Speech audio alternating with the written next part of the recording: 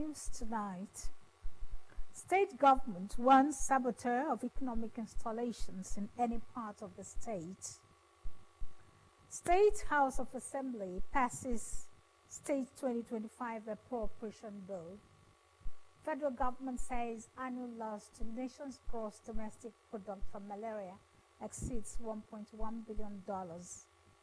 Abroad, U.S. President-elect Donald Trump vows to slap tariffs on Mexico, Canada, and China. Good evening. Thank you for joining us on Delta Television News. My name is Pauline Okolie.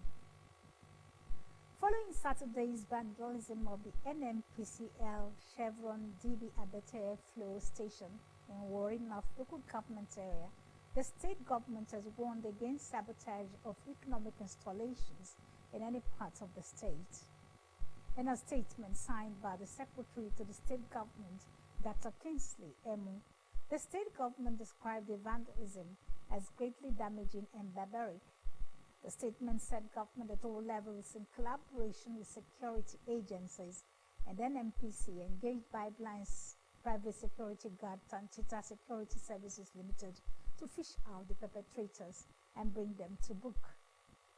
The statement reassured Chevron Nigeria Limited and other oil companies of government support and commitment to their successful operations in the state, while soliciting support of host communities in identifying and clamping down on the offenders.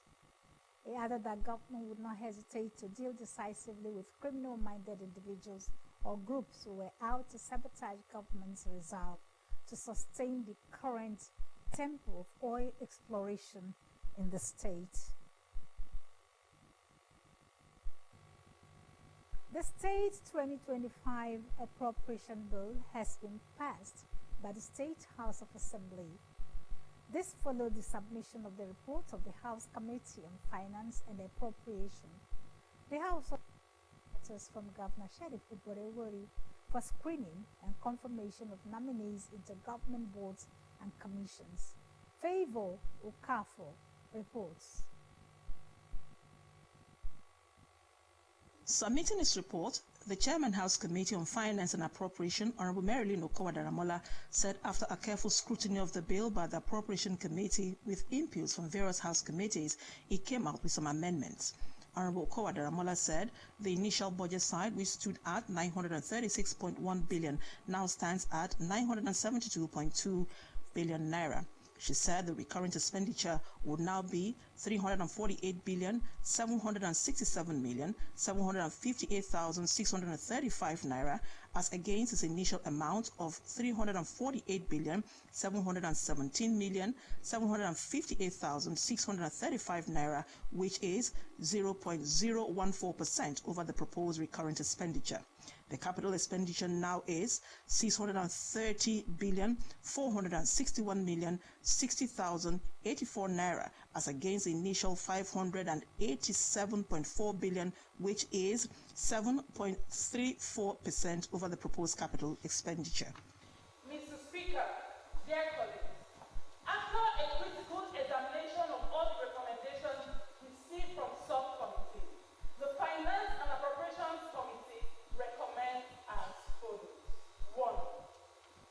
That the recurrent expenditure with a proposed sum of 348,717,758,635 naira only be amended to read 348,767,758,635 naira only. This amendment represents an increase of 50 million, which is 0.014% over the proposed recurrent expenditure budget. The House Committee on Supply scrutinized the bill clause by clause, where amendments were made before it scaled the third reading. commending the House Committee on Finance and Appropriation and other House committees for a job well done, the Speaker, the Right Honorable Emomotimi Guo, said the approved appropriation bill will fast-track the state's development.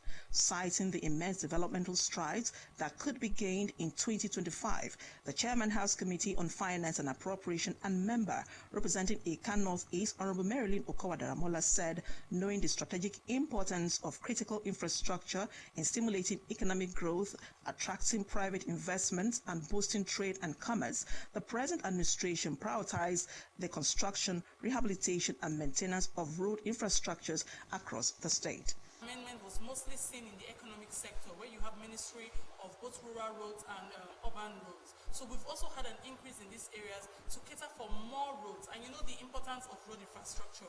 It boosts economic development across the state. In the letters, Governor Borowori sought for the reconstitution of the Delta State Sports Commission to be chaired by Mr. Joshua Oborowori, while Okeremute Soji, Henrietta Ikengonye, and Ogale Ofromu as members.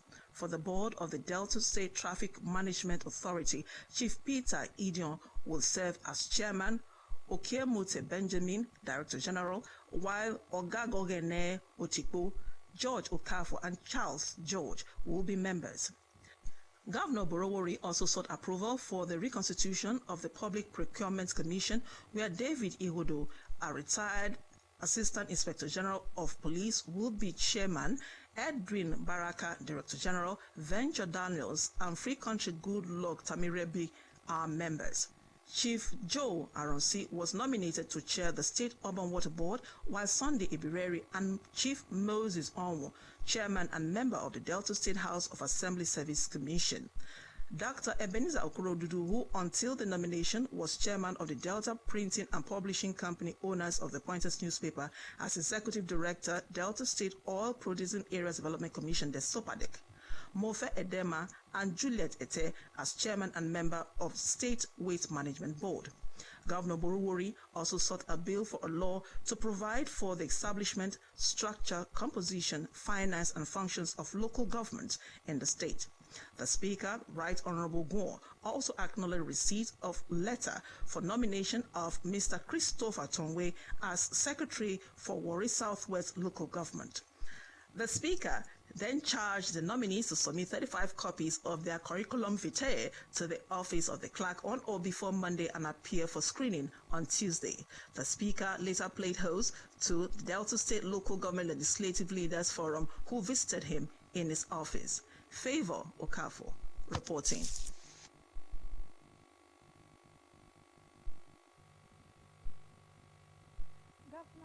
Oborowori has approved appointments into the State Traditional Medicine and Tourism Board. A statement signed by the Secretary to the State Government, Dr. Kingsley Emu, said the Traditional Medicine Board has Dr. Mbogodo Ogumo as chairman, while the members are Dr. Faith Odeis, Dr. Ezekiel Ali Komwe, Dr. Godwin Waka, Dr. Christopher Iwale, Mrs. Akbogene Iwebunankate, and Mr. Nelson Idiakbona. The statement added that the Tourism Board has Honorable Christopher Cho as chairman, while members are Mrs. Esther Abel, Chief Shedraki Monuro, and Dr. Genevieve Modi. The date for the inauguration of the appointees will be announced in due course. Meanwhile, Governor Sheriff Oborowori has appointed Dr. Alfonso Ojo and Sir Patrick Ferife as consultants to the state government. A statement signed by the Secretary to the State Government, Dr. Kingsley Emu, says Dr. Joe is appointed consultant on health, while Sir Ferife is consultant on investment, adding that the appointments are with immediate effect. Traders in Asaba have decried the continued rise in food prices and have called on government at all levels to intervene. Gift Unosha was at the popular Obogonogo market to get the traders' opinion on the issue. For some time now, Nigeria has witnessed a steady rise in inflation, which has affected prices of commodities in the market. Some of the traders said the unpredictability of food prices had badly affected the clearing of stocks, as buyers have reduced the quantity they could buy, unlike a few months ago when prices were a bit low and buyers took advantage of the low prices to make large purchases. Findings from sellers of rice, cooking condiments, beans, provisions, vegetable oil, fresh tomatoes, melon, and clothes lamented that a 50 kilogram of quality rice, which sold for 70,000 naira few months ago, now sells for 96,000 naira and above, while a big basket of tomatoes, which sold for 20,000 naira before now sold for 90,000 naira. Before that time, they say cup 800, but now as we buy another cup now 400 naira. Before they buy one bag, 100,000, 90,000. Now they buy beans one bag, 200,000. For the prices we had before and now is so different. Like things we bought last year, the price is now times 3. Sellers of baking items such as flour, sugar, baking powder, eggs expressed worries over the high prices of flour, which rose from 40,000 naira to 60,000 naira for the 50 kilogram bag within a few months ago, and sugar that was sold for 50,000 naira increased to 86,000 naira for the 50 kilogram bag, depending on the products. Adding that a crate of average size eggs now sells for 5,500 naira, up from 2,200 naira it sold a few months ago. This time egg is between 5,300 to 6,000, one crate. But that last year, we were selling 2 and 2.2, between 2.2 and 2.5. Like before, we are getting flour at 50 something thousand. You understand? 52, 53, from 48, 52, 53. But now it's 60 something thousand naira. 63, 65, depending on the product. The respondents blamed the hike in the prices on the fluctuating exchange rates, the high cost of transportation, cost of poultry feeds, removal of fuel subsidy, and hoarding of commodity. They called on governments to intervene by investing more in the agricultural sector and bring back fuel subsidy to remove the high cost of transportation. Prices in the market is fuel and dollar, because this rice you are seeing, the farm they have in Nigeria is not enough for the masses. They source this rice from Cotonou, from Thailand, from foreign places. The transportation we are using before, it was 700, 600, but now it's 2.8, 3 million, depending on the quantity of the rice you are carrying. They say like fuel. So yeah, down the head bridge, the time of good luck, 10 naira. But now, as me and you say, from here down to head bridge there, like 1,000 we took. The driver were so good, so they announced 1,500.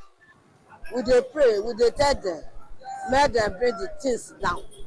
Both of people, we when they sell. If we will buy cheap, we go buy cheap. That be the problem. As we know they buy cheap now, the thing they worst every day by day. Not be only this tomato, anything when you buy now, you buy am like 1,000. Tomorrow it will be 1,500. Prices of goods has continued to skyrocket on daily basis and has affected consumers. Gifts Unosha reporting. President Bola Tinubu today asked the House of Representatives to confirm General Olufemi Oluyede's appointment as the substantive Chief of Army Staff (COS). This was contained in a letter read by the Speaker of the House of Representatives, Honorable Tajuddin Abbas, during plenary in Abuja. The President said the Army Chief's contribution to the military and Nigeria makes him well suited for the role. The National Assembly has refuted social media claims that President Bola Tinubu will present the 2025 budget to a joint session tomorrow. In a statement issued on Tuesday, The Secretary of Research and Information at the National Assembly, Dr. Ali Umaru, described the reports as false. He urged the public to disregard the information, emphasizing that the legislative body has yet to approve the 2024 to 2026 medium-term expenditure framework and fiscal strategy paper, which must precede the national budget presentation. Umaru advised that all official communications regarding the National Assembly should come through its authorized channels, warning against spreading unverified and misleading information. The Coordinating Minister of Health and Social Welfare, Professor Mohammed Patey, has said the annual loss to Nigeria's gross domestic product from malaria exceeds $1.1 billion. Professor Patey stated this at the inaugural meeting of the Advisory on Malaria Elimination in Nigeria in Abuja. He described malaria as not just a health crisis, but an economic and developmental emergency that must be eliminated. Professor Patey said the unveiling of the advisory body is a bold and decisive step to confront and address the disease. He noted that malaria elimination was a critical component of the Nigeria Health Sector Renewal Investment Initiative framework for transforming the health sector in alignment with the renewed hope agenda of the present administration. The Federal Ministry of Education has warned that any student found guilty of physical assault leading to bodily injury will be suspended indefinitely from Unity colleges. A statement signed by the Permanent Secretary, Dr. Nasir Gwazo, in Abuja, said the ministry's attention was drawn to the alarming rise in cruel acts of physical assault among students. In response, the ministry resolved to take a tough stance on the issue, stressing that such behavior would no longer be tolerated. On November 7, the federal government ordered the immediate suspension for 6 weeks of 13 students allegedly involved in the bullying of their fellow students in Senior Secondary School 1 at the Federal Government College, Enugu State. The December 2024 series of examination conducted for different categories of junior staff by the State Directorate of Establishments and Pensions have been scheduled for Friday 6th to Saturday 7th December 2024. A government statement says the examination will hold at the Staff Training Center, Asaba, and the Hosi College, Warri. The statement said the affected examination are limited competitive examination for messengers, cleaners, sub-technical and allied grades, confirmation and promotion examination for clerical assistant grade level 3, confirmation and promotion examination for clerical officers grade level 4, adding that the examination will start at 2 p.m. on Friday 6th and 9 a.m. on Saturday 7th December. He added that a one-day refresher course has been scheduled to hold for candidates of the examinations on Thursday at the Staff Training Center, Asaba, by 9 a.m. The online application into the Nigerian Defense Academy, NDA, Kaduna, for the 77th regular course has commenced and will end on Wednesday, 30th of April 2025. A statement by the Director of Public Communication and Functional Permanent Secretary in the State Ministry of Information, Mrs. Teresa Oliko, says admission is open to both male and female candidates, adding that candidates who are Dalton should visit the application portal on the NDA website at www.ndaapplications.net to register by clicking or selecting the Purchase Access Code to fill in their details and pay 7,000 Naira only to obtain order ID and remitter retrieval reference RR code. The statement also enjoined applicants to apply in the forthcoming 2025 Joint Admissions and Matriculations Board JAM and choose NDA as their first choice of institution and score at least 210 points for engineering and 180 points for arts, social sciences, and science courses and would be enabled to print the screening test admission card and be considered for the screening test. Interested candidates are expected to attend the screening test scheduled for Saturday, 24th of May 2025 at the Army Day Secondary School of Supply and Transport, NSST, Ubo, Benin City, Edo State. Candidates have been requested to come along with acknowledgement form, screening test admission card, JAMB result slip, and 2 postcard-sized photographs to the screening test center. The photograph should show only from the chest upwards and must bear the candidate's name, examination number, state, exam center, course of study, and signature at the back. Only successful candidates and the NDA screening test will be invited for interview by the Armed Forces Selection Board, upon which the list of admitted candidates would be published. The statement explained that candidates admitted into the NDA for the 77th regular course would undergo both military and academic training as officer cadets for 5 years, and on successful completion of training, graduates will earn an honors degree in a core discipline and a presidential commission into the Armed Forces of Nigeria.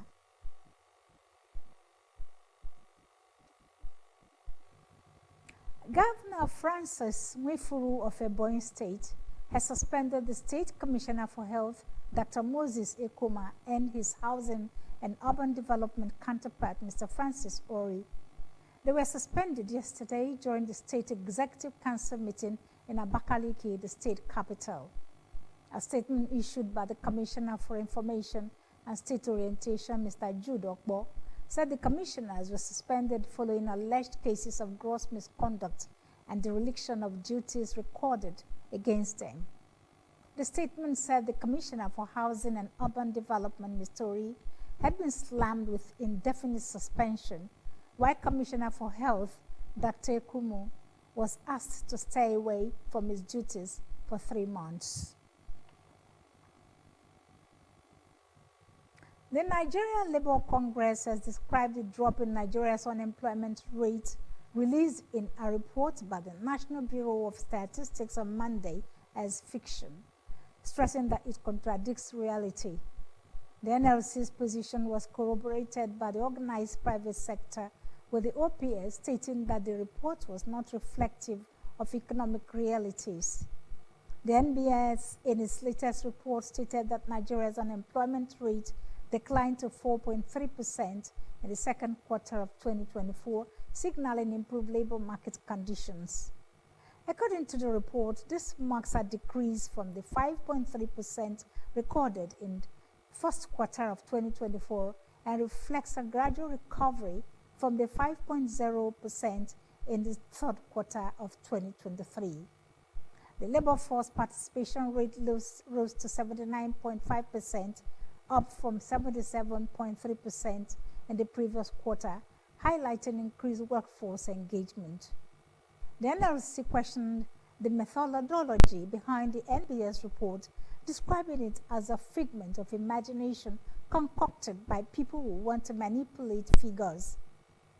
Also, the president of the Lagos Chamber of Commerce and Industry, Gabriel Idahosa, said the National Bureau of Statistics report of the unemployment rate at 4.3% in the second quarter of the 2024 was a technical improvement and not reflective of economic realities.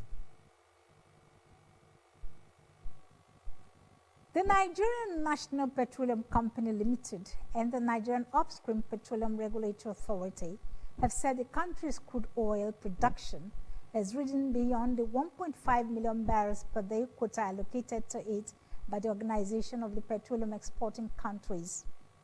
The Chief Corporate Communications Officer of the NNPC, Olufemi Shoneye, disclosed this in a statement on Monday. Mr. Shoneye issued that statement to clarify that there was no discrepancy between the NNPC crude oil production figures and those supplied by the Nigerian Upstream Petroleum Regulatory Company. The company clarified the situation against the backdrop of reports that the 1.54 million barrels per day for September, as cited by the NUPEC, was far below the 1.8 million BPD for November as cited by the NMPC. According to Mr. Shanaye, the seeming disparity resulted from the difference in the period of the report.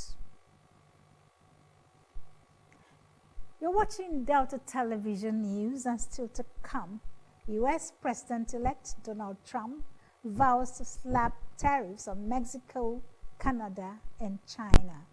Please stay with us. We'll be back after the break.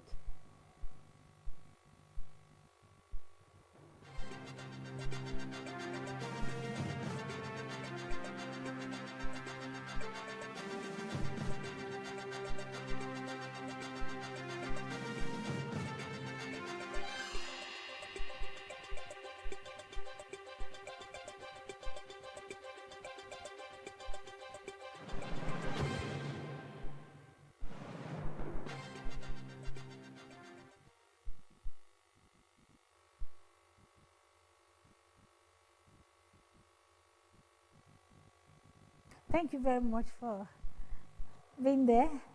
You're welcome back to Delta Television Main News at 8. The global scene is next as we join our World News Desk. U.S. President Donald Trump said he intends to impose a 25% tariff on goods from Mexico and Canada, along with a 10% tariff on imports from China in response to the illegal drug trade and immigration. In a series of posts to his Truth social media account, Mr. Trump vowed to hit some of the United States' largest trading partners with sweeping tariffs on all goods entering the country. He wrote that on January 20th, as one of his many first executive orders, he will sign all necessary documents to charge Mexico and Canada a 25% tariff on all products coming into the United States and its ridiculous open borders. In another post moments later, the past and future president said he will also be slapping China with a 10% tariff above any additional tariffs on all of its products entering the U.S. in response to its failure to tackle fentanyl smuggling. Tariffs are a key part of Trump's economic agenda, with the Republican president-elect vying wide-ranging duties on allies and adversaries alike while he was on the campaign trail ahead of his November 5th victory. Egyptian authorities said 70 people, including foreigners, were missing after a tourist yacht capsized off the country's Red Sea coast, with 28 others rescued. The vessel, which was carrying 31 tourists of various nationalities and a 14-member crew, sent out a distress signal at 5:30 a.m. The Sea Story embarked on Sunday on a multi-day diving trip from Port Ghalib near Marsa Alam in Egypt's southwest and was due to dock on Friday in the town of Hurghada, 200 kilometers north. Governor Amri Hanafi said that some survivors were rescued by an aircraft while others were transported to safety aboard a warship. Authorities have not confirmed the nationalities of the tourists. The Chinese embassy in Egypt said 2 of its nationals were in good health after being rescued in the cruise ship sinking accident in the Red Sea. Polish Foreign Ministry spokesperson Paweł Woroski said authorities have information that 2 of its tourists have had Polish citizenship.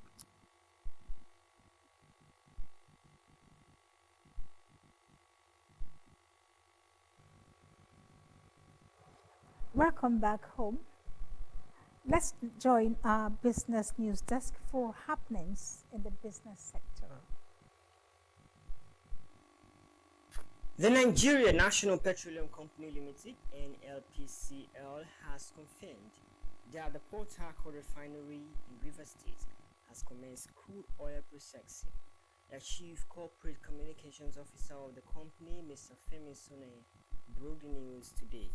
Mr. Sone revealed that the refinery will operate at 60% capacity and process 60,000 barrels per day. Mr. Sone added that truck loading will commence today, adding that the NLPCL is also working tirelessly to bring the Warri refinery back online soon. Meanwhile, the Special Advisor, Media and Public Communications to President Bola Tinubu, Mr. Sunday Dare, has disclosed the privatization plan for the Port Harcourt and Warri refineries in a reformed tracker posted on his X handle. He stated that full privatization of Port Harcourt, Warri, Kaduna refining is in works. Local oil refining and production to peak steadily with Dangote and modern refineries active. The full local refining capacity gradually being met, stating that days of fuel queues will soon come to an end.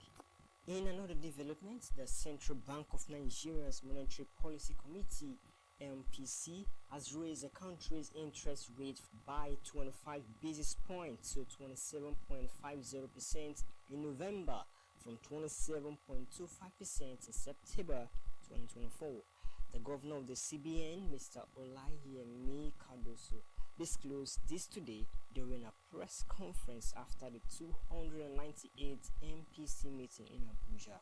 He said the country's monetary policy rate was raised to tackle inflation, which stood at 3.87% in October 2024. This is the sixth time the Apex Bank has raised the interest rate since February 2024. He also announced that the cash reserve ratio (CRR) was retained at 50 basis points from 45% to 50% for deposit money banks (DMBs) and from 14% to 16% for merchant banks. In sports, Ghana's Black Galaxies head coach Masoud Didi Dramani has unveiled a 32-man squad for his side's 2025 Africa Cup of Nations Championship CHAN qualifiers against Nigeria. The team will camp at the Ghana Man Soccer Center of Excellence in Pram Pram and will undergo 3 different phases of camping exercise before the game. Ghana will host the first leg on Saturday, December 21, with a return leg scheduled to be played between December 27 to 29. The overall winners will advance to CHAN 2025, which will be co-hosted by Kenya, Uganda, and Tanzania. The Black Galaxies stopped Nigeria from qualifying for the 2023 edition of the competition. It was a sorrowful weekend when over 30 passengers, including a toddler, reportedly lost their lives during a boat accident at the Bend Island in Warri South local government area. While many were still missing, the lifeless body of the 1-year-old child was discovered as later floating along the creek. The speedboat carrying passengers who were returning from a burial ceremony collided with a submerged log, causing it to capsize. The collision threw many passengers overboard into the water, many of whom were unable to swim and were not on life jackets. Many of the passengers on the ferry drowned almost immediately upon being flung into the river. The boat was said to be traveling at high speed when the accident occurred. Meanwhile, the Delta State Command of the Nigeria Police Force has confirmed 5 persons dead, 6 persons injured, 19 persons rescued, and 1 still missing in the boat accident. A statement by the command's image maker, Mr. Bright Edafe, says the injured are receiving treatment. Our thoughts for the day. Life is about change. Sometimes it is painful, sometimes it is beautiful, but most of the time it's both.